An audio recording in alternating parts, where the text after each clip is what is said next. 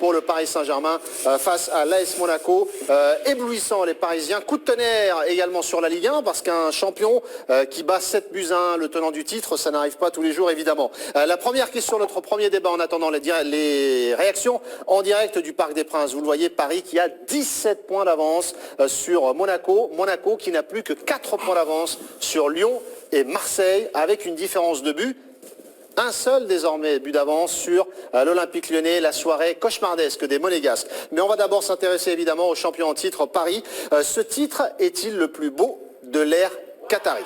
L'habillage à l'américaine, ça réfléchit un petit peu parce qu'il faut aller chercher quand même sur quelques souvenirs.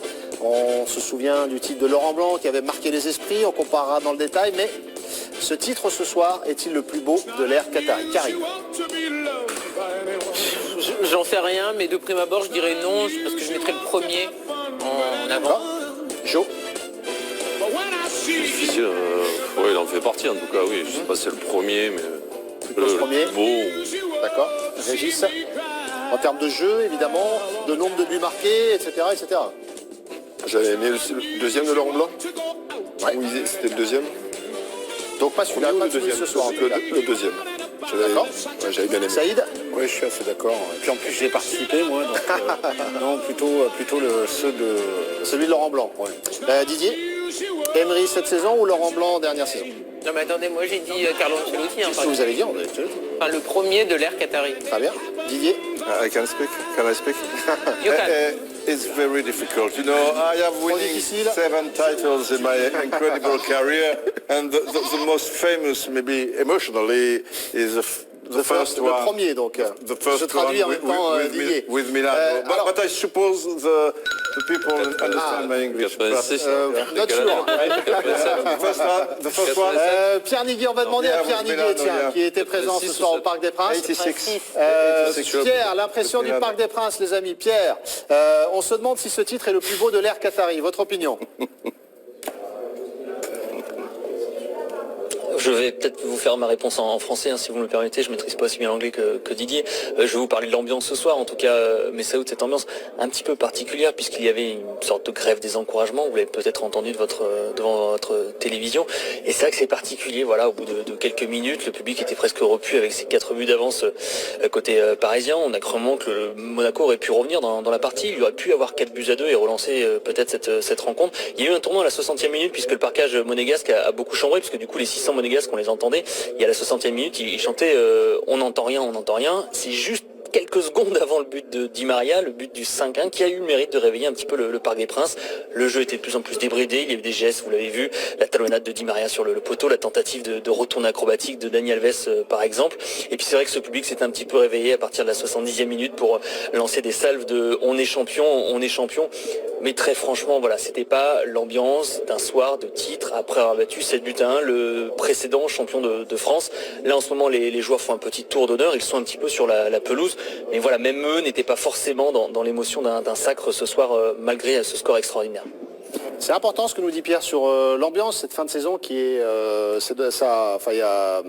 qui se termine un peu en queue de poisson pour le club ou pas, avec un match aussi important pour le titre, un jeu pareil ce soir et ces petites incompréhensions au niveau de l'ambiance. Non mais enfin après j'entends ce qu'a dit Pierre et c'est dommage si effectivement l'ambiance n'est pas au rendez-vous, mais ce qui est primordial avant tout c'est que les joueurs soient au rendez-vous sur le terrain et là ils ont été totalement au rendez-vous et ils ont fait tout pour que les supporters soient contents. Si les supporters sont pas contents ou n'avaient pas envie de fêter outre mesure, c'est un fait, mais en tout cas les Parisiens sur la démonstration de ce soir, tout est parfait. Honnêtement, tu peux rien enlever à ce match. Tu as vu 7 buts, tu tapes le champion de France en titre, tu régales du début jusqu'à la fin, à la 87e, tu es encore là et tu vas chercher des buts. Donc tu régales. Donc quand on régale, c'est pas forcément exceptionnel. Ah ben oui. Alors, on était sur la première je te période, rappelle encore une fois, regarde dans le dictionnaire, exceptionnel. Voilà, c'est tout.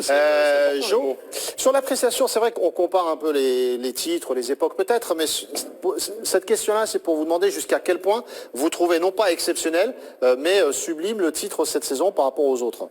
Non, mais je trouve qu'il y a eu une vraie progression dans cette équipe et collectivement, moi j'ai toujours dit que cette équipe a progressé.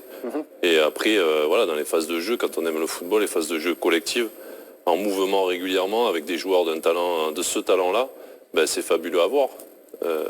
Voilà, il y a eu des occasions, il y a eu des buts et tout au long de la saison, ils ont battu énormément de records en nombre de buts marqués, en nombre de victoires à la maison, en nombre de voilà, il y a tellement de records qui ont été battus quand même cette saison. Donc ça me fait dire quand même qu'on n'est pas loin du plus beau au niveau de l'aspect jeu quoi.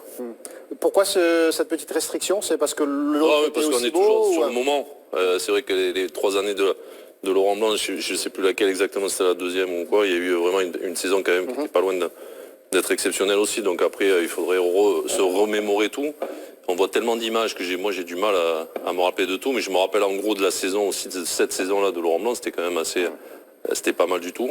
Alors, ils ont déjà marqué plus de buts que cette saison-là. On est à 103 buts. Laurent Blanc, c'était 102 buts. Non, mais là, ce soir, je crois qu'ils ont battu 4-5 records par rapport à... Vous voyez bien qu'on n'arrive à sortir aucun des titres. Moi, j'ai dit le premier de l'ère Qatari parce que c'était le début d'une nouvelle histoire et parce qu'ils ont attendu de 94 à 2013 pour regagner. Mais après, ça sera personnel.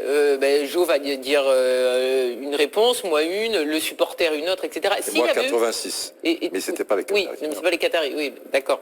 Mais si tu demandes aux supporters parisiens, par exemple, s'il y avait eu une année comme les Invincibles avec Arsenal où tu dis on est resté invaincu, tu pourrais peut-être plus facilement sortir un des titres de l'ère Qatari. Là, c'est compliqué. Alors, en termes de spectacle, en termes de spectacle, Saïd, est-ce que c'est le plus beau pour vous?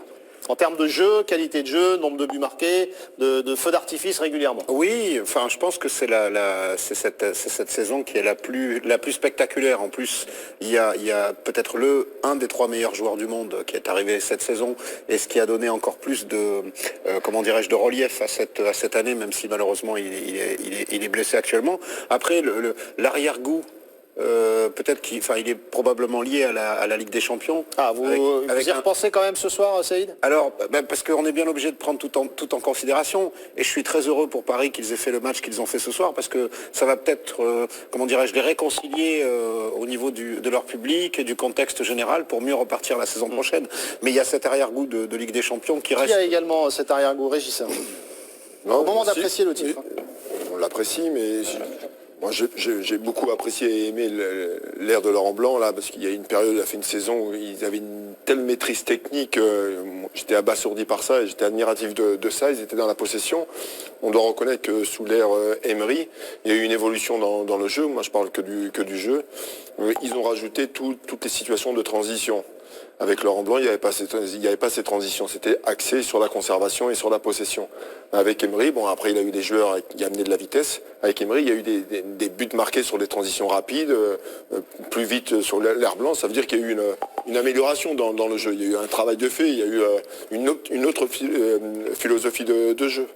Le PSG ce soir, c'est 87 points, pardon Jo. Laurent Blanc, c'était 96 points. Et potentiellement, si le PSG remporte tous ses matchs, les 5 donc d'ici la fin de la saison, ils auraient 102 points potentiellement pour un nouveau record. Pour égaler Laurent Blanc, il faut qu'il ait 3 victoires et 2 défaites. Voilà. Avec 3 victoires, ils égalent le total de Laurent Blanc. Ouais, il y a des chances qu'il l'égalent ou qu'il fasse mieux. Oui, parce que les défaites, ils n'en auront pas beaucoup quand même. Non, pour rebondir sur ce que disait Régis, je trouve qu'avec Emery, tout le monde a demandé quel était son style, etc. à chaque fois régulièrement. Moi, je trouve qu'il a une faculté à attirer l'adversaire très bas et à mettre les joueurs offensifs avec un écart assez conséquent pour que le milieu fasse la transition rapidement. Et quand ils arrivent à attirer, moi souvent je vois des buts de cette équipe, notamment le 3e en Coupe de la Ligue, où ça repart de derrière et puis à un moment donné, ils arrivent à attirer et quand ils trouvent l'espace derrière le milieu qu'ils ont attiré adverse, là ça va très très vite. Et c'est vrai que s'il a amené quelque chose dans cette équipe, je trouve que c'est ça. Et moi le petit goût amer que j'ai, je vais vous dire, c'est de se séparer de cet entraîneur-là. Par rapport à la construction qu'il a fait depuis 2 ans. Voilà, on en Tu rejoint rejoins un petit peu Thiago plus tard, Silva, parce qu'on c'est fera le, non mais Mais on moi, fera je le suis, bilan moi, je pense d'Unai que c'est Emery. Peut-être. Et vous le dites Mais depuis sur un toi, peu plus longtemps. Sur toi, il ne peut pas y avoir de doute au moins. On fera le bilan d'Unai Emery, vous nous direz pourquoi, pour vous, le PSG aurait dû garder l'entraîneur la saison prochaine. Alors sur ce titre-là, Didier, une appréciation de plus pour continuer à comparer ou pas? Vous les trouvez pas? Il n'y a pas ce côté plus spectaculaire encore qui vous marque les esprits cette saison? Non, je pense que tout a été dit et bien dit. Bien dit, alors on passe au thème suivant.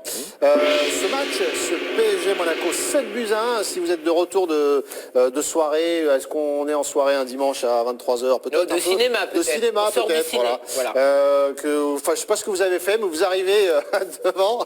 Quelle idée d'aller au cinéma un soir de PSG Monaco d'ailleurs. Il y a des gens qui Karim. aiment aller au cinéma. Oui, c'est vrai. Enfin, vous êtes rentré, vous avez branché la télé et il y a bien 7-1, c'est le score en faveur du PSG face à Monaco dans ce match pour le titre. Est-ce qu'on a assisté au match le plus abouti du PSG cette saison? Habillage à l'américaine? Ça réfléchit un petit peu.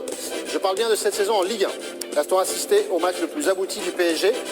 Au plus grand match même, on va même au-delà avec ce score de 7-1. A-t-on assisté au plus grand match du PSG cette saison? Jo? Je vais dire oui. Oui. Saïd? Je peux dire que oui. 7-1 contre Monaco. Régis? Oui. x3. Karine? J'en ai plusieurs en tête, mais si vous voulez, je pense aussi ce qu'ils ont fait c'est pas face si à vous voulez, Marseille vous. quand même au Parc des Princes. 3-0. Donc plutôt non? Non, mais c'est ces deux matchs qui me viennent automatiquement. Très bien. Après, je pourrais pas en classer un devant l'autre ou quoi, mais c'est les deux qui me viennent. Didier? Ben moi je pense que c'est celui-là et bizarrement le match aller. Même si le match aller termine 2-1, mais je pense que le match aller peut se terminer 6-0 quoi. C'était terrible. Qu'est-ce que vous avez aimé de plus encore au-delà du score, Jo? Non mais je sais pas, les mouvements, le contenu, il y a eu des buts magnifiques aussi. Ça enlève rien. Ça ajoute à la qualité du match. Il y a eu une aisance technique, ce que je disais tout à l'heure, essayer aussi d'avoir la conservation, mais aussi avoir du jeu de transition rapide. Voilà, tout ce que j'aime dans le football, collectivement c'est très très fort, et puis ça joue à peu de touches de balle, et ça joue l'un pour l'autre. Le premier but pour moi est magnifique, avec la remise d'Alves. J'ai trouvé que c'était un match attendu. On en parlait avant l'émission, est-ce que ça va être important de gagner et d'être champion face aux champions en titre? Et ils le font de cette manière-là. Donc il y a le contexte du match et ce qu'ils en ont fait. Donc c'est pour ça que je mettrais peut-être un peu au-dessus des autres. Réaction de Thomas Meunier au micro de nos confrères de Canal+. On va découvrir ce qu'a déclaré le défenseur belge. Thiago, si Daniel Alves est nul, c'est moi qui dois jouer. Non, c'est pas tout à fait ce qu'il a dit. Un titre, c'est important, surtout avec la manière contre le deuxième de la compétition. Gagner 7-1, c'est quelque chose d'incroyable. Thomas Meunier au micro de Canal+. Mais lui, c'est son premier. Lui, c'est son premier. Parce que l'an dernier, ils n'étaient pas champions. On disait que l'an dernier, ils n'avaient pas gagné contre Monaco, mais je crois qu'à Paris, ça fait 8 ans qu'ils ne gagnent pas contre Monaco. C'est vrai, Voilà. vous avez J'ai regardé raison de tout à l'heure. souligner. Il y a eu 6 nuls et 2 défaites. Aucune Donc, victoire lors des 8 dernières confrontations face à à Paris. Monaco en Ligue 1. En coupe aussi, mais à Paris, Oui, en championnat, c'est la première victoire depuis C'était 2007. la bête noire, même de l'époque où ils ont été champions, etc. Ouais, je me souviens.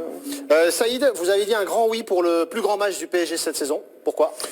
D'abord parce que, comme le disait Johan tout à l'heure, moi j'ai beaucoup aimé la fluidité de la transmission entre les différents joueurs parisiens. Enfin, je trouvais que c'était propre en fait, un peu comme presque à la PlayStation entre guillemets, enfin pour imager quoi. Et puis la deuxième chose qui m'interpelle, c'est le fait d'avoir mis 7 buts au deuxième du championnat. Ça claque quoi. Bon, enfin, une fois qu'on a dit ça, non seulement le match qui va bien, les belles actions, etc., le bon comportement aussi des joueurs, parce qu'il n'y a pas eu grand-chose à dire sur le comportement des joueurs, il n'y a pas eu de contestation, il n'y a pas eu de véhémence, il n'y a pas eu de tricherie, comme on le voit de temps en temps. Donc non, c'était d'une propreté incroyable, et puis ajouter à ça le fait d'avoir mis... pas une raclée au deuxième, il faut le dire comme ça. Didier? Et 7 tirs cadrés dans les stades, 7 buts. Oui, 7 tirs cadrés, 7 buts. Au niveau réalisme, c'est dur de faire aussi bien. Hein? C'est vrai. Non, et puis, c'est la même équipe que l'année dernière, à l'exception de Dani Alves. Ce soir pour la compo, oui. Ce soir, je veux dire, tu n'as pas Neymar, tu as pas Mbappé, donc tu vois la progression aussi, et tu n'as pas Verratti, qui lui, normalement, c'est parti, et qui est quand même un phénomène, et qui a un rôle très important dans cette équipe. Donc, tu vois, tu aurais pu avoir un grand Neymar incroyable, tu vois, un machin qui te marque 4 buts, tu vois, bon... Et Le collectif voilà. ce soir que vous mettez en avant également. Réaction de joie des supporters parisiens. Pierre Esquer, l'un de nos envoyés spéciaux du côté du Parc des Princes. Découvrons ça, la joie des Parisiens. On avait parlé de l'ambiance un peu mollassonne du côté du parc, mais en dehors, ça fête le titre.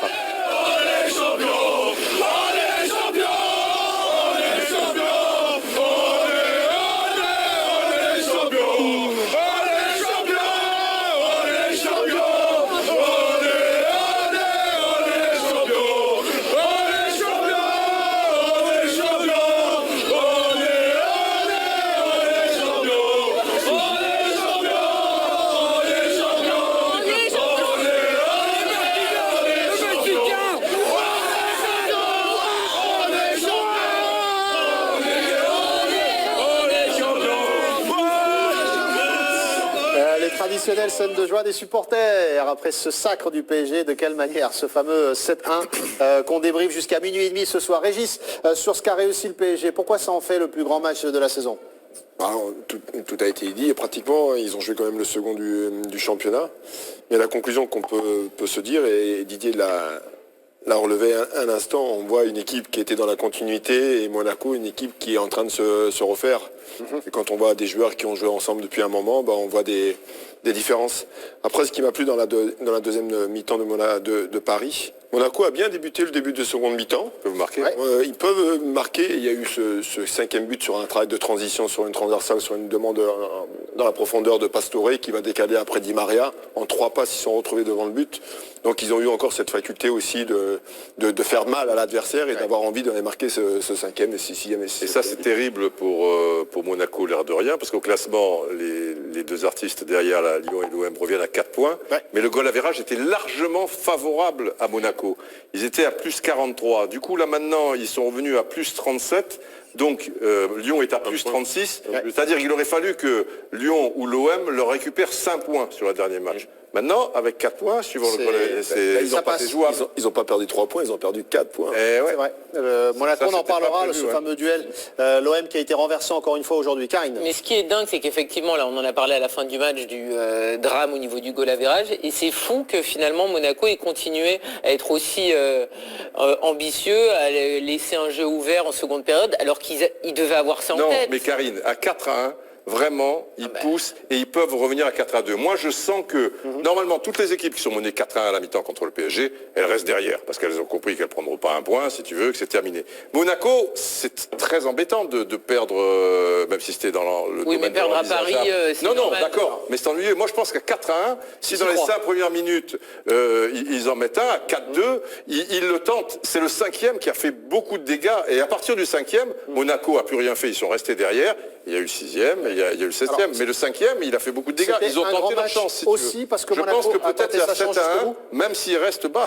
Tu vois Suicidaire aussi. C'était un grand match parce qu'il y a eu ce ouais. Monaco qui s'est livré, voire même suicidaire pour Karine ou pas, ça joue? Non, mais je dis suicidaire en seconde période par rapport à cette histoire de goal average. Moi, je l'avais pas en tête, mais eux l'ont en tête forcément, et Leonardo Jardim aussi. Forcément, il Mais je sait. te dis qu'à 4 à 1, ce qu'il ils joue. ont tenté la banane pendant 10 minutes pour marquer ce deuxième but, qui pouvait faire douter un petit peu Paris, dire il baisse un peu le pied, tout ça et tout. Et le 5e n'était pas du tout prévu. Paris qui Et doute après, avec 3 buts après- d'avant au Parc des Princes, j'y crois comme moi gagner à l'euro-million, quoi. Ah ouais, mais avec Pourquoi toi, ça, avec, toi, Karine avec toi, le football, je veux dire, Liverpool Là, va cette jamais semaine en Ligue des remonter. Champions, Non, mais on enfin, a assisté à des choses dingues. Je veux dire, Non, la mais d'accord, Juventus mais va enfin, jamais gagner. Finale de Coupe de la remporter Ligue. 3-0 Je pense le qu'il va y match, avoir un match, il n'y a pas de match. finalement 3-1. Paris terrasse Monaco. Là, ils mènent 4-1. J'ai pas senti que Paris était en mesure de se faire rattraper ou que Monaco croyait à l'exploit. C'est juste ça. Bah oui, mais je veux dire, Milan qui terrasse la première mi-temps, Liverpool 3-0, donc tu sens pas, donc tu restes derrière pour pas t'en prendre 5. Donc C'est une finale de Ligue des Champions. Quel rapport? Là, c'est un pauvre match de bon, Ligue quel 1. rapport? Mais c'est un match de football, Karine. match du titre, Karine, c'est C'est- pas un c'est problème. Mais ça c'est change bien. rien pour Monaco, ils sont battus. Ils sont battus. Mais ils sont Donc, pas- le but, c'est de limiter les dégâts pour pas que Jean-Michel Aulas et McCourt soient les deux autres grands gagnants du soir. C'est Mais je tout. veux dire, même en championnat, tu peux rattraper 3 buts, même contre un gros. Ils auraient pu être, tu sais, Lopez, quand il la sort Areola, heureusement, son pied d'appui s'échappe un peu, tout ça. Tu as 4-2, parce que dans la première mi-temps, Paris a fait 15 minutes fantastiques, etc. et tout. Mais Monaco a eu des occasionnettes. Enfin, ils ont pas été ridicules, quoi. Monaco a dominé les 10 premières minutes, ils ont dominé le dernier quart d'heure, et c'est normal que Paris laisse un petit peu, mais ils n'ont pas été laminés. Le 4-1, il est flatteur quand même en première mi-temps pour le Si vous croyez une possibilité, très bien, moi je l'ai quel pas vu. côté, Karine ou Il y a Didier sur ce toujours débat des possibilités dans la vie. Joe, Non, mais oui, après un deuxième but aurait pu relancer la deuxième mi-temps.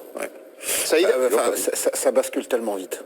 Enfin, pour avoir arbitré beaucoup de matchs où justement il y a eu des bascules de 2 ou 3 buts d'écart, y compris contre des confrontations entre premier et deuxième et troisième, ça peut aller très très vite. C'est vrai que si le deuxième but de Monaco est marqué, il aurait été mérité. Bon, enfin 4-2, tu sais, ça commence un peu dans les têtes à truc. Mentalement, le foot de très haut niveau, surtout quand ça se joue à des détails. Et puis le Paris Saint-Germain, on l'a bien vu, quand la machine est moins bien huilée, ça tourne moins. Là, ils étaient vraiment forts.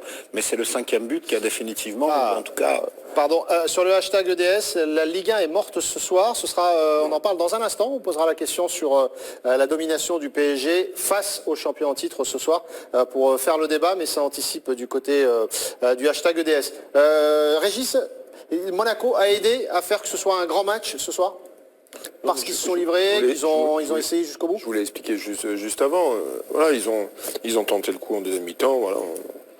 Après, c'est ce 5e but. Non mais on dit bravo ou vous êtes comme Karine à dire... Non mais moi, je ne leur reproche pas de l'avoir fait, mais en fait les conséquences sont énormes ce soir, c'est juste ça, c'est-à-dire que Monaco est doublement perdant, ils n'ont pas perdu un match, ils ont perdu plus qu'un match là. Je suis plus partisan de vouloir essayer de refaire quelque chose, et je pense que le discours de Jardine à la mi-temps, on joue, si on a le bonheur de pouvoir revenir à 4-2, on ne sait pas ce qui peut s'y passer, il est obligé d'avoir un discours positif vis-à-vis du groupe.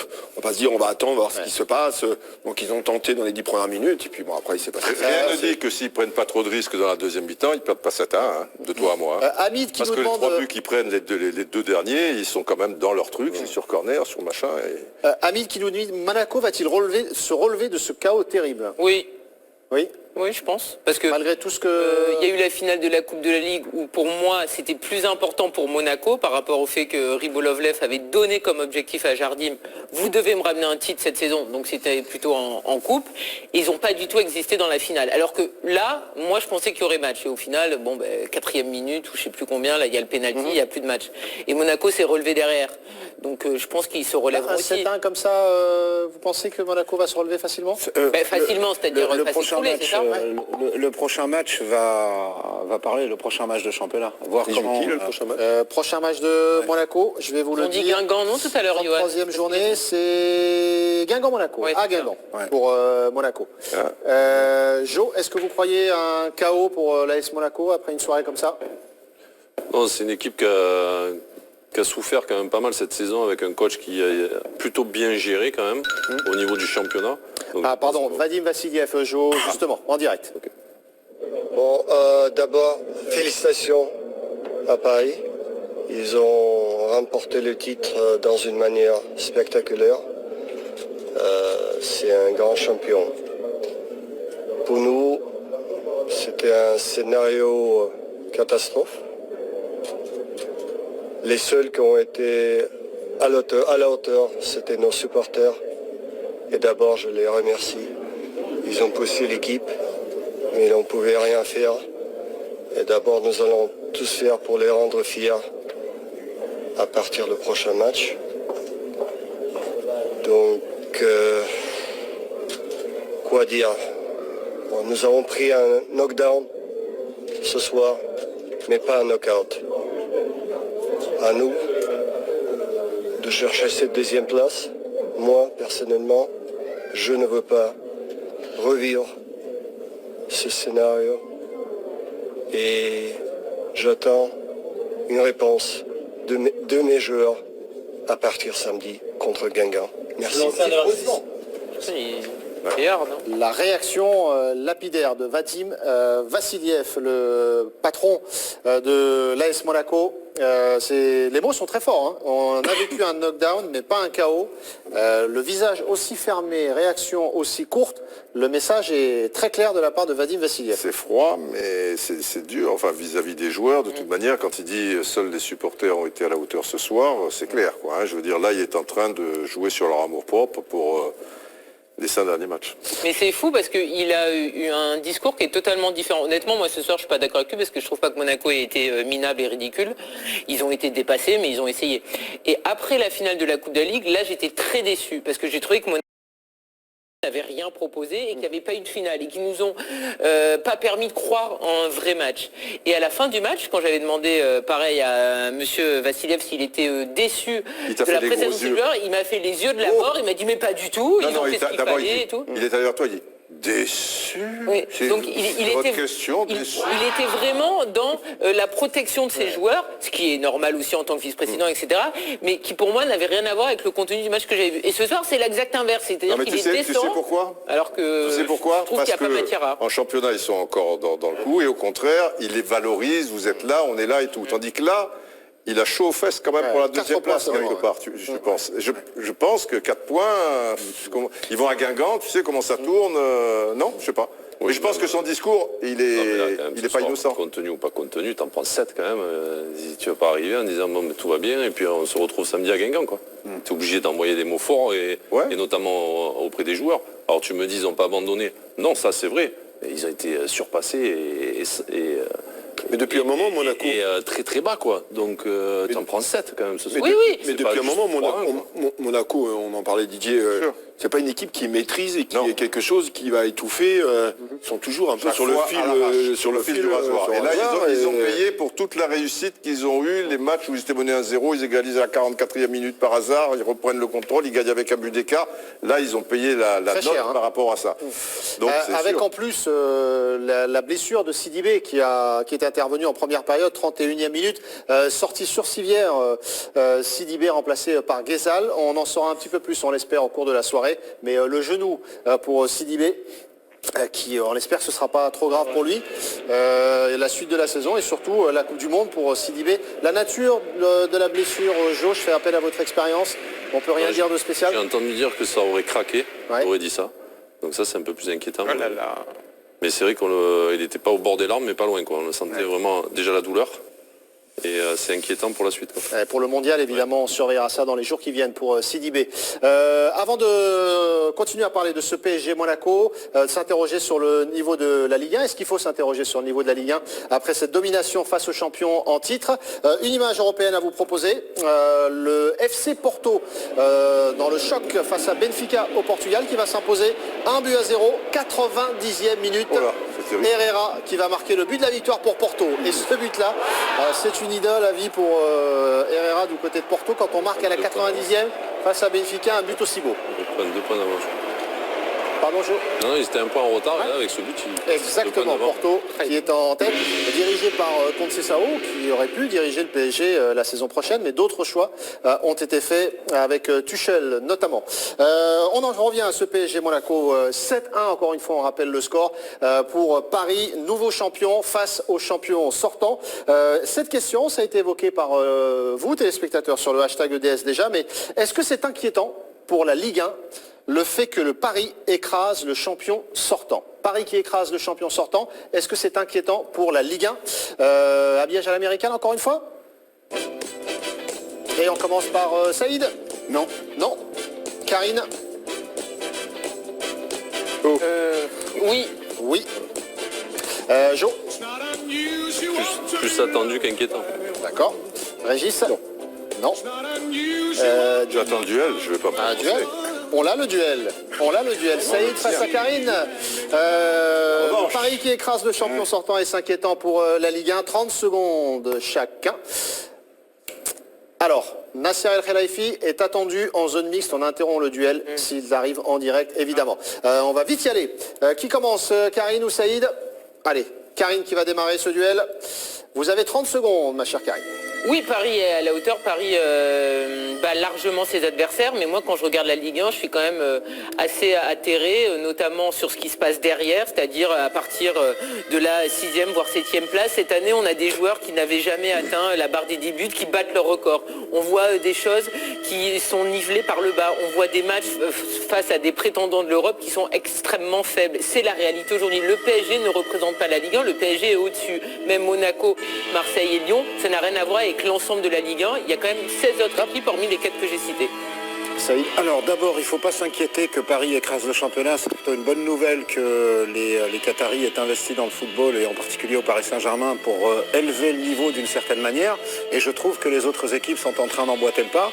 On a M. McCourt à Marseille, on a des investisseurs chinois à Lyon, on va probablement avoir des investisseurs également américains au Girondins de Bordeaux, de telle façon à ce que notre championnat s'élève grâce au Paris Saint-Germain qui est en quelque sorte un entraîneur ou quelque chose dans ce style-là. Donc oui, il écrase le championnat, mais demain, ça sera bénéfique. Oui, mais demain, c'est entendu, Saïd. Est-ce que vous avez C'est un convaincu investissement. les téléspectateurs? Vous votez sur le compte Twitter. Qui vous a convaincu, Karine ou Saïd? Paris qui écrase le champion sortant 7-1, on le rappelle ce soir, et 5 pour la Ligue 1. Didier, vous arbitrez ce duel, mais juste après une courte pause, puisqu'on me signale la pub. Et oui, ça file. Didier qui arbitre, le résultat du duel. Et on Pero continue à en mañana débattre. toda es posible. Mañana, ça veut dire demain. en Non, espagnol. pas demain, mais tout de Mañana- suite. Dans... Ah si, ahora. Quelques- ah, oui, ahora, sí, sí. quelques El minutes. regreso en poquito Et on est ensemble jusqu'à minutos. minuit. Ah, a la 30, de la Courte 12. pause et on est de retour pour l'équipe du soir. À tous. Sí. Donc officiellement champion, 17 points d'avance sur l'AS Monaco. Paris qui a pulvérisé le champion sortant 7-1, c'est le score. Ce soir au Parc des Princes, on continue de débriefer tous ensemble jusqu'à minuit et demi. On me signale Nasser El Khelaifi, le président du PSG, en zone mixte. Priorité aux réactions, Nasser El Khelaifi, le président du PSG, qui arrive dans quelques instants, on me signale. On est toujours avec Didier Le Roustan. direct avant tout. Le direct live. avant tout, il arrive, Évidemment. Nasser El Khelaifi. Didier Roustan, Karine Galli, Saïd N'Jemi, Jo Miko et Régis Brouard pour débriefer cette folle soirée au Parc des Princes. 7-1. Ah, Nasser El Khelaifi est là. Quelle saveur à ce 7e titre de champion de France, président, être sacré devant son public, c'est toujours quelque chose d'exceptionnel. Je pense qu'on est très heureux aujourd'hui, très fiers. On a ce 7e titre pour le club. Pour moi, 5e, je pense que c'est quelque chose de magnifique. On a les joueurs travaillé très, très dur cette saison pour gagner ce titre. On a encore un titre pour chercher la Coupe de France. Mais vraiment, on est très fiers, très heureux de finir le championnat contre Monaco avec ce résultat, avec cette qualité du jeu. C'est vraiment un match parfait. Président, est-ce que ça efface un tout petit peu la déception en Ligue des Champions ou pas? Vous savez, je ne cache pas, on a toujours envie pour aller le plus loin de la Ligue des Champions. C'est notre objectif, les joueurs, tout le monde, le staff, les supporters, tout le monde.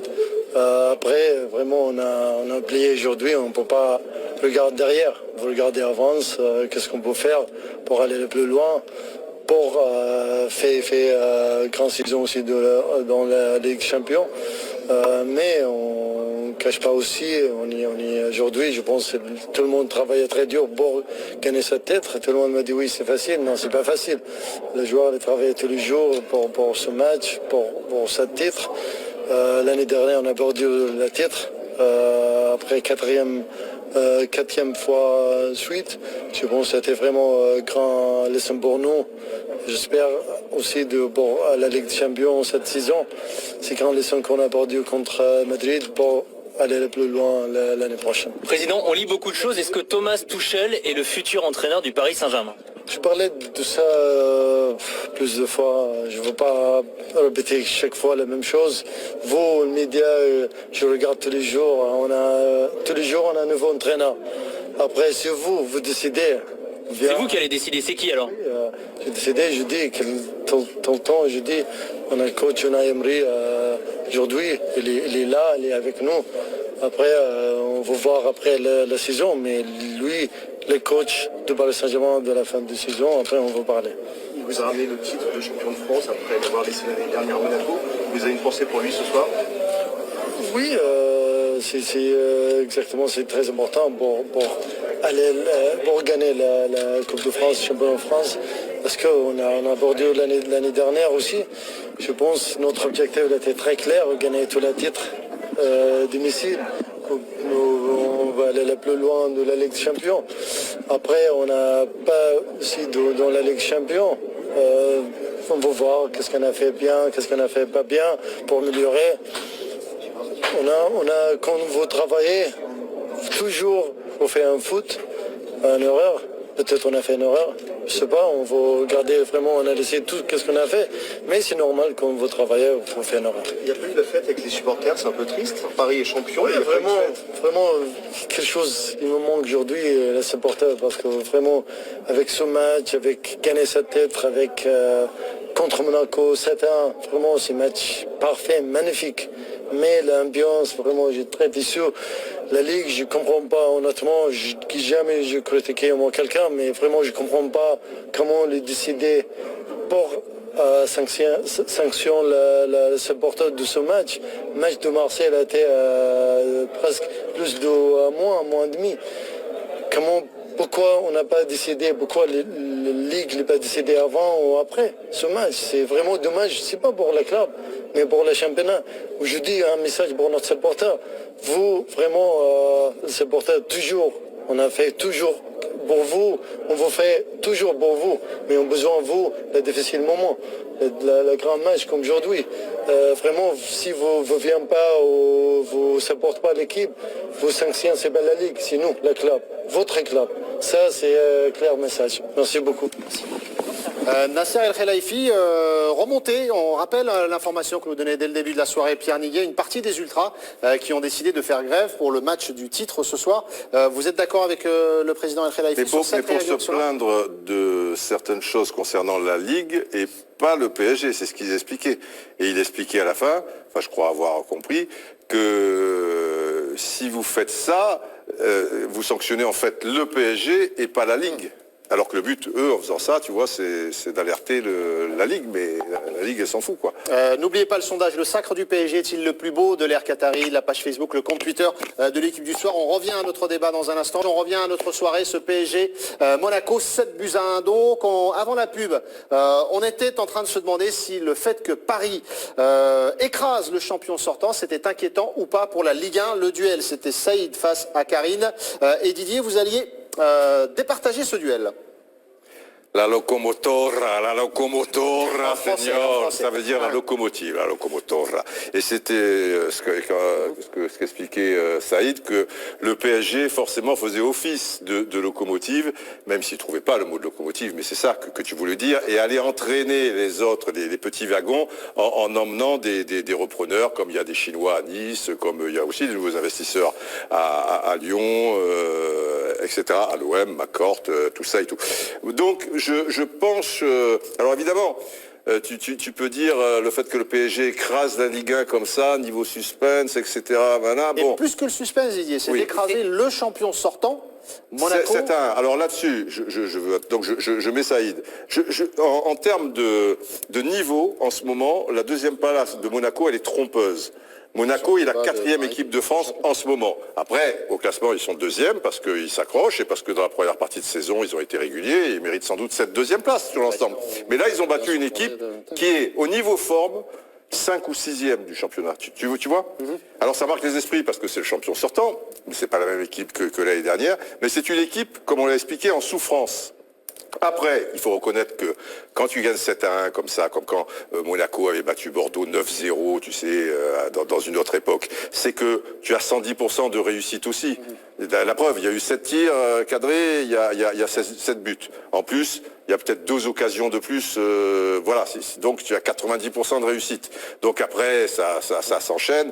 Et le score, je dis pas qu'il est flatteur pour le PSG, qui a fait un grand match, qui a réalisé de belles choses, mais il faut pas s'arrêter que sur le score. Donc, c'était le temps d'un match, mais ce match ne doit pas résumer la Ligue 1 et nous inquiéter pour le futur de la Ligue 1. Aux autres clubs de bien travailler, à des investisseurs de venir. Jo et Régis, qu'on n'a pas entendu là-dessus avant de connaître le résultat du duel. Est-ce que vous êtes inquiet ce soir? Ce que disait Régis tout à l'heure, c'est-à-dire qu'il y a une équipe qui a été décimée cet été, qui est Monaco. C'est le champion en titre, ok. Si c'était le champion en titre avec les mêmes joueurs que la saison dernière, déjà je pense qu'on n'aurait pas eu ce score. Et après, s'il y avait eu ce score-là, ça aurait été vraiment inquiétant. Maintenant, il y a eu 5-6 départs et non des moindres. C'était la base de cette équipe-là. Il a fallu racheter, il a fallu reconstruire. On a vu en Ligue des Champions pour Monaco que ça a été très compliqué. Et malgré tout, avec tout ça, on sait que c'est des cycles de 2 ans à peu près pour que cette équipe soit encore plus compétitive. Et là, elle est quand même 2e. Alors avec du plus ou moins beau football, mais elle est quand même seconde. En revanche, elle est encore très loin de... Voilà, l'écart est très important par rapport à ce PSG-là qui, lui, s'est renforcé cet été. 17 Donc points, moi, ça m'étonne pas plus que ça, quoi. Régis, pas plus inquiet que ça? Non, du tout. Je suis un peu agacé quand on dit que le championnat de France est très moyen ou faible, si et là. Nous, on passe beaucoup de temps à regarder des matchs aussi à l'étranger, et à l'étranger, il y a des matchs aussi très ennuyeux. Maintenant, je pense que Paris va inciter les autres clubs à investir. Parce qu'à un moment, ça va amener une forme de compétition. Alors, je ne veux pas dire que les autres clubs ont assez, que Paris domine totalement, et malgré que Monaco a été champion la saison dernière.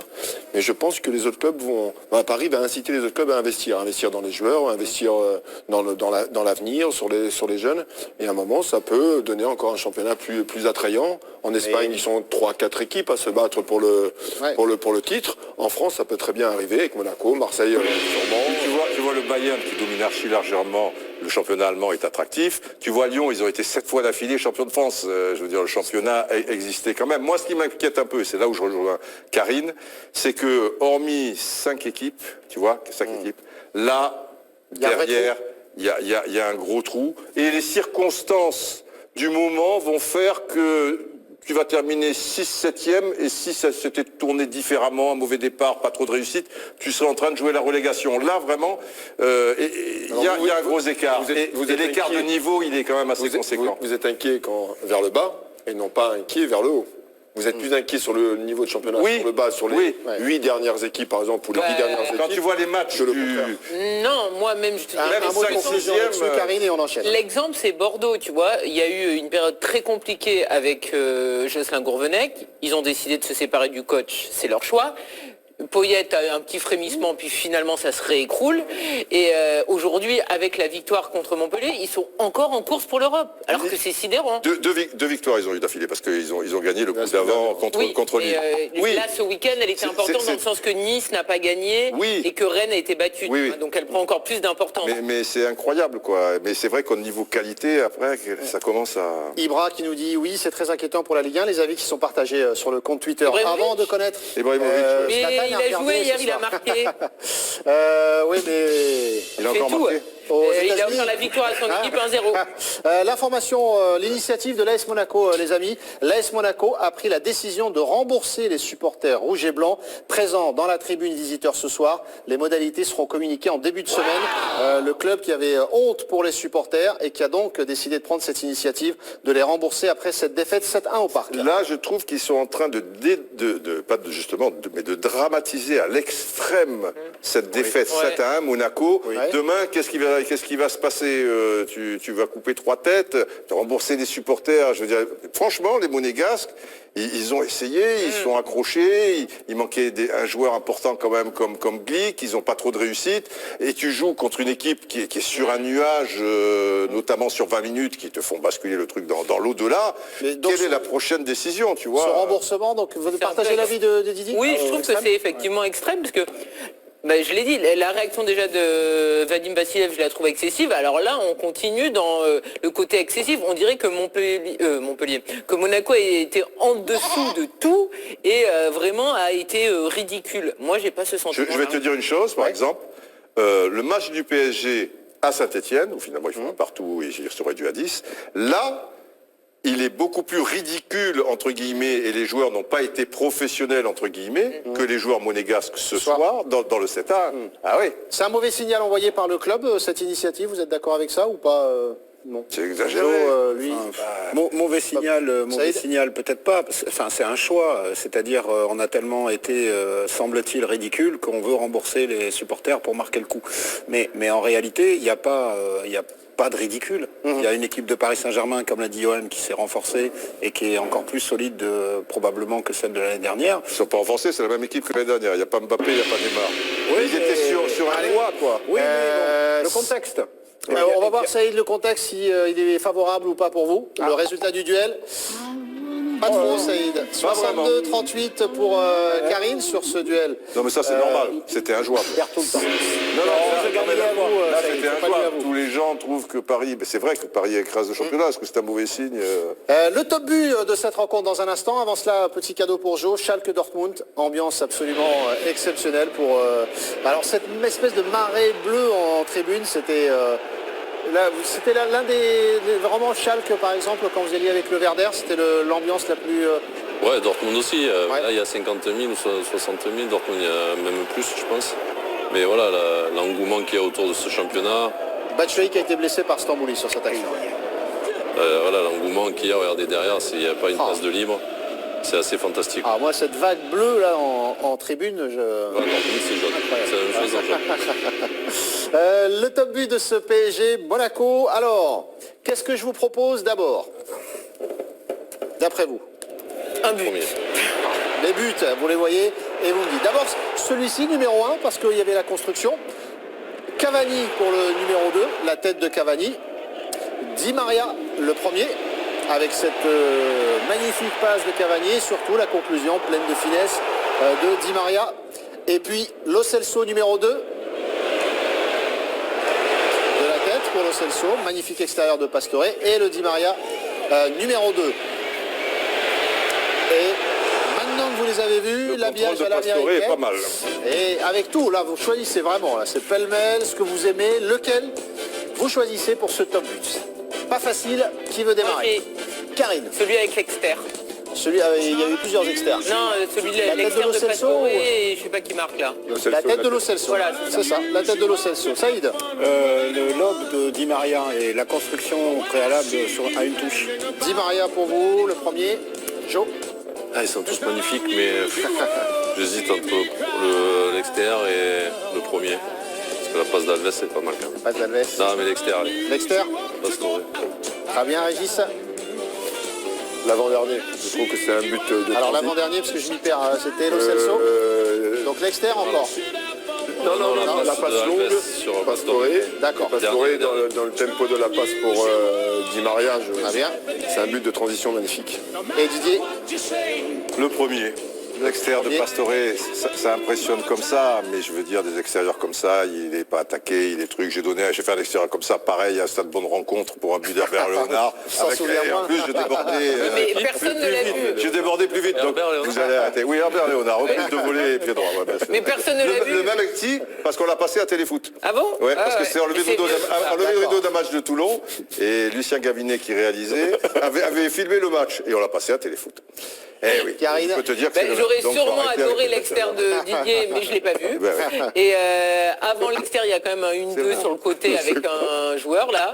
Pastore, il fait un 1-2 avec je ne sais qui là, un joueur. Avec Draxler. Avec Draxler, c'est superbe. Et après, moi, je suis une amoureuse des externes. L'externe est magnifique. Mais Et tout est externe. Bon, ben voilà, allez. Le 2 externe. le but de Lo Celso est également magnifique. Donc tout est magnifique. L'externe pour faire plaisir à tout le monde, finalement. J'ai l'impression que cet externe, Ah, mais il c'est met assez tout le rare monde d'avoir d'accord. un 1-2 avec des externes et un centre externe. Voilà, donc c'est assez particulier, c'est assez rare dans le football. Puis il est tellement précis, parce qu'on voit qu'il cherche à la mettre là, quoi. Et les La autres. tête est belle aussi. J'ai cherché Herbert Léonard aussi. Tu l'as trouvé. Et je l'ai trouvé. L'histoire retiendra un peu plus l'externe de Pastore, j'ai l'impression, mon cher Didier. Bah, par Herbert rapport à Léonard, l'externe on de retiendra Herbert le Léonard. sien. C'est une question d'époque. Pour le plaisir. Exactement. C'est un peu ça. Non, je chante Tu pas, chantes mal, c'est hein. vraiment bien. T'as déjà dit que tu... Non, jamais, personne. Non. Même pas pour Nicolas, me faire plaisir. Cette personne n'a semaine, jamais quand dit tu que as je chantais chanté bien. l'hymne de Manchester City, on n'était pas bien. Hein. Avant de poursuivre avec les notes de l'équipe du soir, petit plaisir avec le but de Moussa Dembélé dans le derby. Demi-finale de Coupe d'Écosse à Hampden Park. Le Celtic qui s'est imposé 4-0 face aux Rangers. La Panenka de Moussa Dembélé. En finale, ils affronteront Motherwell le 19 mai prochain. Il y avait la vague bleue à Schalke, la vague verte et blanche, c'est autre chose aussi. Un derby exceptionnel. Tiens, il y a Ranzo Flo qui me dit le Bayern a battu Dortmund 6-0 en mars. On ne dit pas que tout s'écroule et c'est une catastrophe nationale, la Bundesliga, si tu veux. Tu vois, c'est quelque chose qui arrive. Termine le... La référence au débat précédent. Les notes, je crois qu'il est temps de faire les notes, les amis. Hashtag EDS, vous pouvez noter Pastore, s'il vous plaît. Pour moi, 27. Pourquoi 27 J'ai pas compris. Parce que c'est Ah, son son numéro de maillot, oui. Alors, ça va monter jusqu'où 8, 7, 7 et 7 pour Saïd. Je vais aller vers le 8 de Joe. Pourquoi 8 et pas 7, Joe? Parce qu'il a fait des gestes fantastiques, il a régalé sur Ses passes décisives, son contrôle, comme l'a dit tout à l'heure Didier, sur le Petit but pont qu'avait sur choisi Fabinho, le petit pont sur le Fabinho. petit pont externe, voilà, il y a que des gestes, voilà, c'est délicat. C'est délicat. La passe décisive pour Ronny Lopez. Aussi, celle-là était pas mal. Pas mal, hein. On aurait pu en faire 4 de passes décisives. Pastore, pour qui met tout le monde d'accord ce soir. Non, Encore ouais. qui avait dit 8 également, Karine. Mais c'est vrai que j'avais oublié quand même la boulette en faveur de Ronny Lopez, mais honnêtement, autant vendredi dernier, là j'étais Ah là, folle, tu lui mis 2. parce que c'était un scandale absolu, et ça n'a pas été la seule fois cette saison, mais je reconnais très bien quand il est totalement concerné et concentré sur un match et qu'il nous régale, et ce soir ce fut le cas. Est-ce que c'est un match pour obtenir un bon transfert? Ah, Falcao en direct, et on continue les notes. Falcao en direct du parc. Pour l'AS Monaco. Non, pour nous c'est difficile, mais je crois que Paris a été mieux, supérieur et pendant toute l'année. Et bravo à Paris pour le championnat. Mais votre prestation à vous, comment expliquer que Monaco prenne 7 buts ici au Parc des Princes? Ils passent dans le foot et ils ont été supérieurs. Ils sont avec très grand effectif, joueurs de grande qualité, ils sont supérieurs, c'est ça. Merci. Bien parlé Falcao, mais c'était rapide, il s'attarde pas. Après, quand tu veux conclure, c'est lui qui décide. C'est lui qui décide quand Oui, mais il le il fait. est passé. Mais il le fait, Oui. c'est bien. Ouais.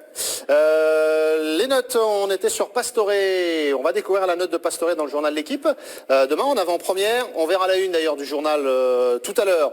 La note de Pastore demain dans le journal, est-ce que c'est... Ben c'est 8, comme Joe et Karine, c'est un plus que 7. Travailler à l'équipe. Normal, Joe? Ouais, Ah, moi non. je... Tu dois travailler avec les journalistes. Je valide ça. Prochaine note dans la prolongation de l'équipe du soir, puisqu'on est ensemble jusqu'à minuit et demi. On fera le bilan d'Unai Emery au Paris Saint-Germain. On réécoutera le président Nasser El Khelaifi qui a redit qu'Unai Emery était l'entraîneur du PSG. Est-ce que ça veut dire des choses pour l'avenir? Et c'est vrai, surtout, il est aujourd'hui, hein. Et puis Joe Miko, sa petite mise au point par rapport à Zinedine Zidane, la Ligue des Champions, Oui, le oui. penalty, etc., etc. Vous êtes à plus d'1 million de vues sur Facebook, Joe. Pause et on est toujours avec Didier Roustan, le président, Karine Galli, Joe Miko, Saïd Ndjimi et Régis Brouard. On faisait la note de Javier Pastore qui arrive. Pastore. Est-ce que c'était le dernier titre de champion de France de Javier Pastore? Je ne sais pas. J'ai encore un an de contrat. On va voir avec les clubs qu'est-ce qu'on va faire, mais encore on n'a pas parlé de tout. Il est très ridé, hein, sous les yeux. Oui, ça c'est sûr. Et ça fait toujours plaisir de jouer ici, de jouer avec cette équipe et de gagner des titres ici. Pour moi, j'ai gagné tous les titres que j'ai gagnés, c'est cette club-là. Alors c'est particulièrement, ça me touche beaucoup. Est-ce que la progression du club passe par un changement? On a changé beaucoup d'entraîneurs dans 7 ans et on n'est pas arrivé à l'objectif principal qui c'est de gagner la Champions League. Je ne pense pas que c'est l'entraîneur. On a besoin de l'équipe aussi améliorer, de mettre beaucoup de choses ensemble pour arriver en finale. C'est pas facile, il y a de très bonnes équipes en Champions League. Mais bon, le club il a progressé beaucoup des premières années que je suis arrivé aujourd'hui et ça, on a besoin aussi de le dire. On a l'impression, à vous entendre, à vous écouter, que peut-être sur une critère de départ plus importante cet hiver que maintenant vous voulez rester vraiment au PSG. Non, je ne sais pas si rester ou pas. J'ai besoin d'avoir les choses claires de le club et de ma part aussi, de la part de l'entraîneur. Je sais où Unai Emery ou quelqu'un d'autre, on ne sait pas encore. Mais j'ai besoin d'avoir les choses claires. S'il me dit tu vas rester pour faire remplaçant, et je reste, je suis consciente de ce que je voulais faire et je vais être à 100% comme remplaçant. Mais aussi je vais jouer titulaire, on ne sait pas. Mais si on a toutes les choses claires, on va décider bien pour les meilleures choses pour le club et pour moi aussi. C'est pas seulement pour les joueurs. Merci. Vraiment. Javier Pastore, est-ce que c'est suffisamment clair pour vous, Karine, sur son avenir? Non, mais Pas ça plus. fait des mois et des mois qu'on tourne autour du pot. Une fois il a envie de partir, une fois il veut plus de temps de jeu, une fois il sait pas, voilà. Enfin, de toute façon, l'histoire, il va bien falloir qu'elle se termine un jour ou l'autre. Pastore, on continue les notes. On était là avant la pub. Non, Jo, vous vouliez... Non, quelque chose à dire sur Pastore? Ils veulent Vous voir voulez qu'il reste, rester, vous, c'est c'est ça? normal. Ben oui. En Bah, fait, dis-le. mais non, oui. Moi, les grands joueurs, les bons joueurs de football, les beaux joueurs de football, j'aime qu'ils restent. Comme les entraîneurs qui ont apporté quelque chose dans le football dont on a la chance d'accueillir en France. Je préférais qu'il reste. Unai Emery, on fait le débat dans quelques Ouais, instants. pas La que lui. compris, Jo. que lui. Notez Edinson Cavani, les Pas amis. que lui. Pas que lui, mais Mais Emery qui aussi. d'autre en France Cavani. Non, personne. Personne qui a apporté au football, qui est étranger, qu'on a ciblé tout le temps. Donc Cavani. Cavani. Le fameux débat Mais sur les les partis, entraîneurs c'est ça. français étrangers. Alors, Cavani, 7 pour Cavani, ouais. 8 pour Karine, 6 pour... tiens Didier, pourquoi de la restriction à ce point-là sur Cavani 6? C'est la note la plus basse. Ah oui, c'est vrai qu'il donne la balle à Di Maria. oui. Ah, Ouais. d'accord, allez, on va Oublié, mettre 7. celui-là. Ah 7, on remonte à 7. Alors, ça change tout. Non, mais... Ouais, est-ce que... Ouais. 7, On c'est l'a quand pas même... trop servi, hein, je trouve. Hein? On l'a pas trop servi. Pas trop non plus, non. Non. En plus, quel- là-bas, c'est quand même magique. Pas ce qu'il fait à Di Maria. quelle note demain dans le journal L'équipe pour Cavani? Vous m'avez dit 7 et j'ai eu 1, 8. Ce Il sera aura pas 8 eu. pour Ah Cavani. bon Ah. C'était votre note, Karine. C'est beaucoup quand même. C'est beaucoup? Trop? Oui, mais parce que c'est soirée de gala sur ça. Moi, Soirée tous de les gala, joueurs qui ont tout le été monde plutôt a- bons, j'ai envie de mettre 8. D'accord. Je vais rester sur mon 8. Eh ben voyons si Lo Celso a été bon pour vous. Bah oui. Notez Lo Celso 8. Doublé, il fait le match pour le match du titre. C'est un 8 pour Chris sur le hashtag. 8. Chris, voilà. 8 pour Lo Celso, comme vous le souhaitiez. Je vous propose de découvrir sa note directement dans le journal de l'équipe. sera parce qu'il y a 8. unanimité. Hein? Ça sera 8. Ça sera 8 ou pas? C'est le premier truc. Pardon, Jo? Non, je revenais sur Cavani, sur le premier but, c'est lui qui décale. C'est lui qui décale, effectivement. D'accord. Lo Celso, combien demain dans le journal? En avant-première, 8 comme le plateau? Oui. Ou ce sera peut-être un 7? Non, ça peut être que 8. Voilà, c'est un 8 aussi pour Lo Celso. Pouvez-vous noter l'EMAR SVP transparent ce soir, nous dit Frédéric. Ouais, ça, il a pas été bon. Transparent, ça vous conditionne vos notes ou pas? 4. Saïd hésite. Il va aller chercher le 4 également. 3 pour Didier. Didier, la note la plus basse, encore une fois, pourquoi? Pareil, 3-4. Ça se Parce joue, que, bon, normalement, c'est un bon joueur. Ça fait un bout de temps qu'il a du mal. Moi, derrière l'attaquant, je suis vraiment pas convaincu. Bon, il a du mal. Combien demain dans le Enfin, journal c'est pas Équipe? facile hein, pour... 3. Eh ben, vous savez quoi? 5. Vous la découvrirez demain dans le journal L'équipe, parce que je ne l'ai pas. On va pas toutes vous les donner quand même. La une du journal L'équipe, justement, avant de poursuivre nos débats. Au 7e ciel. C'est pas mal. C'est C'est un beau efficace. Efficace. Hein? Ouais, très bien. Très bien, avec la joie des joueurs face au public. Ce sera demain donc dans vos kiosques, dans le numérique, à partir de minuit et demi. Bien sûr, ça va faire plaisir à jour. On enchaîne sur notre fameux débat sur le bilan d'Unai Emery. 6 titres pour Emery donc. Déjà, peut-être un 7e avec la Coupe de France. La question, elle est très simple. Pour qu'on puisse vraiment en débattre tranquillement. 6 titres pour Emery. Avec ce titre de champion ce soir, est-ce que le bilan d'Unai Emery à la tête du PSG est positif avant qu'il passe la main, visiblement, à Tuchel? Jo.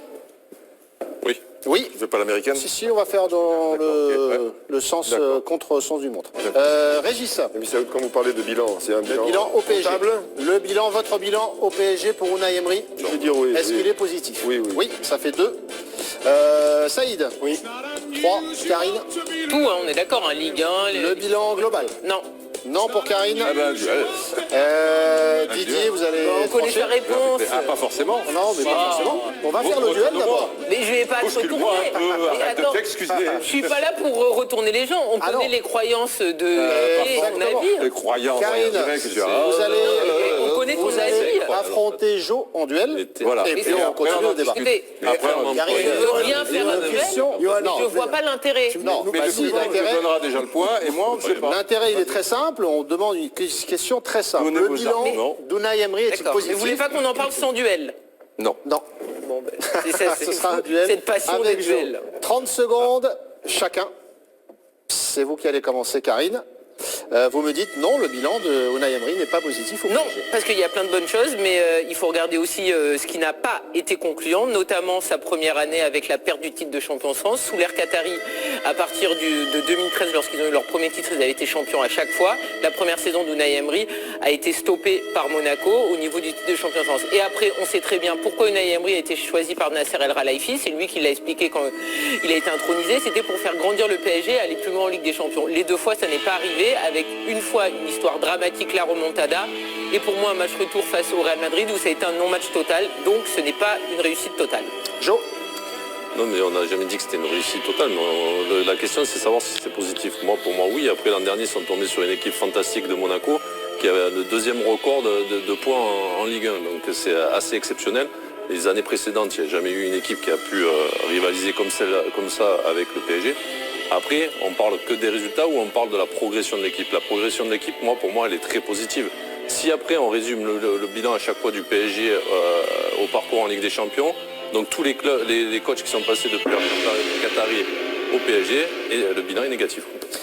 Qui vous a convaincu, Karine ou Jo? Vous votez sur le compte Twitter de l'équipe du soir pour ce débat qui va vous enflammer, j'en suis sûr. Didier, de quel côté vous penchez? Est-ce que le bilan d'Unai Emery, encore une fois, à la tête du PSG sur ces 2 saisons, est positif ou pas? Voilà, la réussite est pas totale. C'est passé à ça, même avec un arbitrage incroyable à 1 seconde près contre Barcelone, parce que chaque fois que tu es tombé en 8e de finale, c'était un coup Valence, c'était un coup Chelsea, mais un Chelsea qui à ce moment-là n'était pas en tête de Ligue des Champions, était 3-4e. Tu as gagné à un moment une fois à la dernière seconde, là, mais c'était mérité aussi. Contre Madrid, tu parles du match retour, mais moi, ce qui m'intéresse, c'est le match aller, parce que le match retour est la conséquence du match aller. Parce qu'à partir du moment où il perd le match aller, il est obligé de mettre Silva et Mota, et donc le match retour, il est effectivement très faible. Mais là, mais parce qu'il est obligé, parce qu'après, tu es obligé, parce que tu dois tenir jusqu'à la fin de la saison, parce que tu dois tenir ton vestiaire. Si tu gagnes à Madrid, ce qui avait des chances d'être le cas si l'arbitre est franchement bon, ou si toi, tu es efficace, ça c'est de leur faute. Et après, bravo à Madrid, les 2 buts, qu'est-ce que tu veux, ils ont changé le système, et c'est allé bim bim bim, Meunier, il passe les fesses comme ça et tout. Mais ça se joue à peu de choses. Mais après, si, ça change tout. Parce que tu ne peux pas te mettre Mota à dos et Silva à dos, c'était très costaud déjà d'avoir mis Kimpembe, mais le résultat te donne tort malheureusement. Et comme tu es notamment la presse en football, qu'elle soit française, espagnole, italienne, machin, et l'aficionado bien souvent n'analyse pas le match, mais l'analyse toujours à partir du résultat. Donc forcément, après, tu es dans une position où tu es comme ça. Alors il n'est pas complètement positif, mais tu tombes contre machin, tu termines premier. Rends-toi compte, par exemple, que ce même PSG, tu as Neymar, c'est pas rien, Neymar qui se blesse quand même. Si tu as Ronaldo en face, si tu veux, qui se blesse, je veux dire, c'est pas la même chanson. Il a quand même pas de peau. Il faut tout analyser, si tu veux. Et après, c'est vrai qu'il arrive après une équipe qui était bâtie pour Ibrahimovic, avec Ibrahimovic, donc il y a ce laps de temps, machin. Comme l'a dit Jo, 95 points. 95 points sur les 4 titres de l'ère Qatari. Avec 95 points, tu n'as qu'un titre des 4. Là où tu as fait 96 points. Tu vois ce que je veux dire? Donc c'est très compliqué. Donc pour moi, il est globalement positif. Mais voilà. On va réécouter Nasser El Khelaifi. Vous donner le point à Jo. C'est une vraie surprise. Une vraie surprise. On continue à voter évidemment. Même quand on va ça te fait pas changer non, pas du du tout, tout parce d'avis. que pour moi, la lecture de Didier, elle est évidemment plus dans le sens où Unai Emery, ce que je comprends pas, c'est que tu vois, tu pointes, et je pointe aussi, le courage d'avoir des choix forts à Madrid. On le dit tous. Il met Thiago Silva sur le banc. On le dit tous, il se fait massacrer par 80% de trucs. Bien, donc là, je ne suivrai pas là-dessus. Il fait des choix forts, Thiago Silva et Lo Celso en sentinelle. Donc, il fait les choix, c'est lui l'entraîneur, etc. Et tu m'expliques que parce que ça n'a pas marché au niveau du résultat, il ne peut plus avoir la possibilité de faire des choix 3 semaines après. Ça, moi, non. Mais non, parce que Karine, le problème, ce que tu comprends pas, c'est que tu as un vestiaire, c'est que tu gères 20 personnes, dont certains très compliqués. Et tu as des clans, tu as des égos, tu as des choses comme ça. Mais non, mais Thiago Motta, je veux dire, il a une très grosse influence, il a très machin. Tu peux pas dire, toi, tu peux dire tranquillement, mais pourquoi il va au bout? Mais après, tu as d'autres choses, machin. Non. Et donc, mais à l'époque où c'était Laurent Blanc, c'était un entraîneur qui manquait de poigne, etc. Et quand c'est Unai Emery, il peut pas. Moi, je suis désolé. Mais là, c'est pas une question de poigne, je veux dire. C'est une question de gestion. C'est pas pareil. C'est pas une question de poigne, c'est une question de gestion. Et il se trouve. On le sait très bien. Sa tête, de toute façon, elle dépendait à la Ligue des Champions. Donc. Il faut aille au bout de ses idées, jusqu'au bout. Et la dernière chose, Thiago Silva, il est très bon dans les 3 semaines en question, parce qu'il y a 3 semaines d'écart entre les 2 tours, et il est très bon. Et donc, il y croit quand même. Et il rejoue encore comme un machin. Oui, sauf que moi, contrairement à toi, je trouve qu'au match aller, c'est très bien de mettre Kimpembe. J'aurais remis Kimpembe au match retour. Et si lui, il partait du principe qu'il fallait pas mettre Thiago Motta, et si lui, il avait des croyances, il doit les mettre sur le terrain comme il a mis au match aller. La lecture différente entre le match aller et le match retour, moi, je c'est la pas suis aussi simple que tu le dis. Je vous propose de réécouter Nasser El Khelaifi en zone mixte tout à l'heure, qui parle d'Unai Emery. Ça l'agace qu'on évoque le fait que Tuchel est déjà signé au PSG, et il parle d'Unai Emery comme l'entraîneur du PSG. On réécoute ce moment. Président, on lit beaucoup de choses. Est-ce que Thomas Tuchel est le futur entraîneur du Paris Saint-Germain? Je parlais de ça plus de fois. Je ne veux pas répéter chaque fois la même chose. Vous, les médias, je regarde tous les jours. Tous les jours, on a un nouveau entraîneur. Après, c'est vous décidez. C'est vous qui allez décider. C'est qui alors? Oui, décider, je dis, temps, je dis, on a coach Unai Emery aujourd'hui. Il est là, il est avec nous. Après, on va voir après la saison, mais lui, le coach de Paris Saint-Germain de la fin de saison, après on va parler. Comment vous interprétez cette déclaration d'Unai Emery? On poursuit la discussion en plateau. Et Pierre Niguet, El Khelaifi, j'ai dit quoi? Nasser Emery? Emery. Ah oui, c'est un lapsus sur le Emery, vous l'avez vu. Pierre, vous étiez en zone mixte tout à l'heure avec Nasser El Khelaifi. Votre réaction, c'est vous qui avez posé la question. Écoutez, je trouve que c'est typiquement de la communication. Pour avoir fait les précédentes saisons de l'ère Laurent Blanc, lorsqu'on lui posait des questions sur Laurent Blanc, c'était exactement les mêmes réponses. Il avait prolongé Laurent Blanc en avril pour mieux le licencier quelques semaines plus tard. Donc très franchement, il est là pour préserver bien évidemment son staff. Il reste encore un match dans 3 jours, la demi-finale à Caen. Alors ok, peut-être que ça peut faire sourire, mais la Coupe de France est donc le dernier objectif de cette équipe parisienne. Il faut préserver la sérénité du staff, préserver l'équilibre, si tant est qu'il existe encore dans le vestiaire du Paris Saint-Germain. En tout cas, l'équilibre collectif, puisque les joueurs sont tous désormais tournés vers l'objectif de la Coupe du Monde pour ceux qui vont la disputer, et d'autres sont tournés vers leur avenir personnel, comme on l'a pu l'entendre tout à l'heure avec Javier Pastore. Et donc voilà, il est évidemment là pour noyer un petit peu le poisson, le président El Khelaifi. Franchement, après une victoire 7-1, s'il arrivait ici, juste à côté de moi, pour dire que Thomas Tuchel est le futur entraîneur du Paris Saint-Germain, ce serait pas facilement compréhensible d'un point de vue de la communication. Merci Pierre, effectivement c'est plein de bon sens tout ça. Merci beaucoup, vous étiez avec Pierre Esquer et Tanguy Carroise pour ce match du titre au Parc des Princes. Merci infiniment. Jo, ce 7-1, cette espèce de feu d'artifice, ça ne peut pas court-circuiter Doha ou les décisions qui seraient déjà prises? Ça serait peut-être une bonne chose pour le PSG. Pourquoi pour vous, non mais blague à part, pourquoi pour vous, pour progresser, le PSG doit absolument conserver Unai Emery? Non, pas absolument, mais moi je pense que ce soit lui ou un autre, ça fait 2 ans, comme je l'ai dit tout à l'heure, je pense que ce PSG a progressé, il y a une vraie identité de jeu, maintenant je pense qu'avec lui on peut aller plus haut. Si chaque année, on l'a vu précédemment, tu changes les entraîneurs chaque fois, c'est compliqué de se réadapter à quelque chose. Là on a parlé tout à l'heure avec Emery, il a fallu quelques mois avant qu'il reparte avec ses idées sur la première saison. La deuxième saison on voit que ça marche beaucoup, ça marche très bien. Et là, tu vas repartir sur un autre cycle avec un nouveau coach. Donc, pour moi, c'est de la perte de temps. Régis? Alors, moi, je partage tout. Je ne vais pas répéter ce qui a été dit, mais quand vous faites un bilan, Ancelotti, Laurent Blanc, Emery. Laurent Blanc a été mieux qu'Ancelotti. Emery, sur toute la progression de l'équipe, il y a du mieux dans certains registres, dans certains domaines. Il est sur sa 2e année où le PSG recrute des stars, Neymar et Mbappé. Pas facile.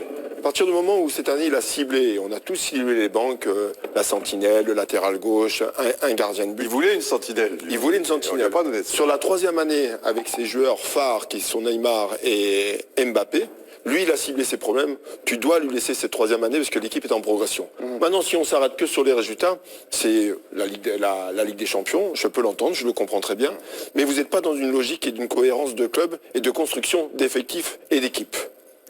C'est mon avis. Donc je partirai de toute manière, pour que l'entraîneur, quel que soit son niveau, son talent et ce qu'il va apporter, puisse s'en sortir la saison prochaine et les saisons à venir, il faudra à tout prix que l'institution soit beaucoup plus forte, qu'elle protège son entraîneur. Jamais quelqu'un en a pris plein la gueule. Et est-ce qu'ils l'ont protégé au niveau de la presse, au niveau de plein de choses et tout? Hormis bien ça, jamais. Mais bien ça, il avait le peuple marseillais avec lui, si tu veux. Alors que là, Paris, c'est grand, c'est machin, c'est ces trucs, et qu'ils fassent des gros progrès, le PSG, dans leur communication, pas par rapport à l'entraîneur, mais dans plein de domaines, que si un joueur, oh, il n'est pas content, on a changé de tactique, là, si cela, il téléphone au plus haut niveau, et voilà que ça n'existe plus, quoi. Que l'entraîneur, et si l'entraîneur te réclame à corps à cri un 6, et que tout le monde sait qu'il faut un 6, eh ben tu lui files un 6. Mais si toi, tu dis, ouais, non, mais moi, je veux la guerre des étoiles, tu vois où ça te mène aussi. À un moment, ça passera en France, mais à un moment européen, ça passera pas. Le résultat du duel, Karine face à Jo, et c'est Karine qui remporte d'une courte tête, 51-49. Je suis très étonné. En faveur de Karine Galli. J'aurais pensé qu'elle aurait gagné haut la main. Non, mais vous voyez, 51-49. Oui, 98-2. C'est bizarre. Bon. Qui a donc été très bon. Avant d'en venir à la petite mise au point de Jo Mikou, dans quelques instants, Marseille qui s'est imposé à 3. Un Marseille renversant encore aujourd'hui, après ce qu'on a vécu en Ligue Europa face à Leipzig. C'est 3 qui a ouvert le score. Grand Cyr, 38 secondes de jeu. L'égalisation NJ, 11e sur une passe de Payet. Le 2-1, petite erreur de Luis Gustavo, c'est Syrah. Benjamin Nivet pour le 2-1 à la 49e. On peut pas dire un pénalty non sifflé pour Marseille, 51e. Puis l'égalisation Mitroglou à la 75e. 2-2. Et puis alors, l'OM en ce moment est effectivement renversant. 85e, c'est Florian Thauvin qui permet à l'OM, mené 2 fois au score, de s'imposer. L'OM qui est à égalité avec l'Olympique Lyonnais et qui est à 4 points seulement de Monaco, 2e. Question très simple, est-ce que Monaco peut encore inverser la tendance dans cette... Marseille, pardon, lapsus encore. Marseille peut-il encore inverser la tendance dans cette course, non pas à la 3e place, mais à la 2e place, après ce qu'on a vécu aujourd'hui. Regardez la une de l'équipe en région, sur un nuage, avec Thauvin et Mitroglou en arrière-plan, l'OM qui est sur un nuage. Toujours question de ainsi le ciel, 7e ciel, nuage, nuage, tout. C'est la tendance. Le prochain, c'est les étoiles. J'ai vu Karine faire un petit rictus. Pourquoi 4 points après ce que Monaco a pris ce soir. Vous allez un petit peu trop vite. C'est-à-dire que Marseille, dimanche dernier, perd sa place sur le podium et une semaine après, vous les voyez carrément... Il y a eu Leipzig, Karine. Il y a eu Leipzig. Vous l'avez vécu vous-même. Oui, mais je l'ai vécu et c'était une grande soirée, forte en émotion. Mais en une semaine, donc Marseille passe d'une équipe qui est sur le podium à 4e. Et là, vous nous demandez s'ils peuvent être carrément 2e. Faire un énorme saut de puce. Mais Monaco a perdu. Monaco a perdu 7-1 ce soir au parc. Pour l'instant, Marseille est 4e. Moi, j'avais dit en début de saison que je les voyais finir 4e, donc je reste là-dessus. Madame Irma. Jo. En début de saison, si on nous demande de faire des pronos. Je sais. Non, mais tous les points de vue se valent, hein, Jo. Non, mais il y a 2 mois, il y avait Lyon qui avait 6 points de retard sur Marseille. On demandait si tout était possible. Nous, on disait que oui. C'est vrai. Je pense que Régis était d'accord avec moi que tout est possible. Ça va tellement vite, en plus avec cette victoire à 3 points. Avec ce qui s'est passé cette semaine. Oui, non, mais d'accord, mais c'est pour en arriver finalement où Lyon est pratiquement, après le match de Marseille à 3, avec 2 voire 3 points d'avance. Donc ça va tellement vite, ils ont rattrapé 9 points. Donc 4 points, je ne vais pas te dire non que c'est injouable. Oui, c'est jouable, bien sûr. Ouais. Mais jusqu'à quel... Enfin, votre ressenti comme ça, vous croyez juste parce que mathématiquement c'est possible ou parce que pour vous, après ce qui s'est passé cette semaine... Ça, c'est la priorité. Mathématiquement, tant que c'est possible, c'est jouable. Ensuite, il y a 2 équipes qui sont sur une bonne dynamique et il y en a une qui vient d'en prendre 7. Donc forcément, ça va être plus délicat pour celle qui en a pris 7. C'est la régie qui enchaîne, boum, le gong, parce que ça y est, on a tout dit là-dessus, non, mais le temps qui file. Salzbourg qui sera l'adversaire de Marseille en demi-finale de la Ligue des Champions. Un but, me dit-on, magnifique aujourd'hui. Victoire 6-2 aujourd'hui en championnat d'Autriche. Et alors, pas mal. On rappelle que Marseille avait affronté Salzbourg en phase de poule de cette Ligue Europa. Et qu'ils ne les avaient pas battus. Match nul et une défaite 1-0. Pas jeudi prochain, mais le jeudi d'après pour cette semaine européenne qu'on vivra ensemble, bien sûr. On va enchaîner, Jo, on a gardé un petit peu de temps pour votre mise au point. On va rappeler le contexte. La qualification du Real que vous avez vécue dans cette soirée complètement folle. Voici ce que vous disiez, Jo, dans l'équipe du soir, mercredi dernier. C'est chaque année la même histoire avec le Real. Donc chaque année, on peut arrêter la Ligue des Champions, leur donner le trophée, et puis ils le fêtent dès le mois de septembre, et puis on n'en parle plus. Chaque fois, c'est la même histoire. Et je me mets à la place des joueurs de la Juve. C'est une désillusion terrible, moi je trouve. Terrible pour eux par rapport au match qu'ils font. Et les éliminer comme ça à 10 secondes de la fin, il faut vraiment qu'il y ait une énorme faute. Pour moi, il n'y a pas faute.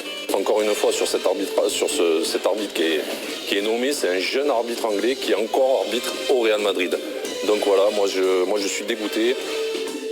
J'adore le football, mais quand c'est de cette manière-là, ça m'écœure. Et chaque année, vous pouvez me dire ce que vous voulez, mais ça tourne du côté du Real. Ça n'a pas plu à Zinedine Zidane. Voici la réaction de l'entraîneur du Real. Ben, je suis indigné et c'est une honte en fait quand on parle de vol. Parce qu'en fait c'est ça qui me déçoit. Et puis comme tu dis, là j'ai les mots pour parler en français. Donc je suis très déçu, très remonté pour ce qui se dit. Pas sur forcément juste le pénalty en lui-même, parce que comme j'ai dit en fait, on peut parler qu'il y a pénalty, il n'y a pas pénalty, chacun. Ça c'est l'interprétation, c'est toujours la même chose. L'arbitre il a décidé qu'il y a pénalty. Pour moi il y a pénalty. Maintenant pour d'autres il n'y a pas pénalty. Mais tout ce qu'on peut dire derrière, en disant qu'en fait on n'a qu'à nous donner la Champions League d'entrée au mois de septembre, on n'a qu'à faire ci, on n'a qu'à faire ça. Enfin, mais voyons. Il faut arrêter. C'est pas normal qu'on peut donner des tribunes à des gens en fait qui puissent dire des choses pareilles. Parce qu'en fait, nous on est en train de bosser en fait. On bosse, on travaille, on fait tout ça pour essayer d'être prêt, pour essayer d'être bon. Et quand on dit qu'on a volé, ça non. Je supporte pas. Non.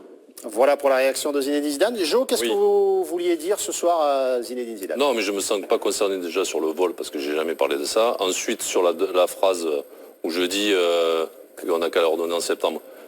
C'était une punchline parce que j'étais vraiment énervé sur le soir. Je mettais à la place des joueurs de la Juve.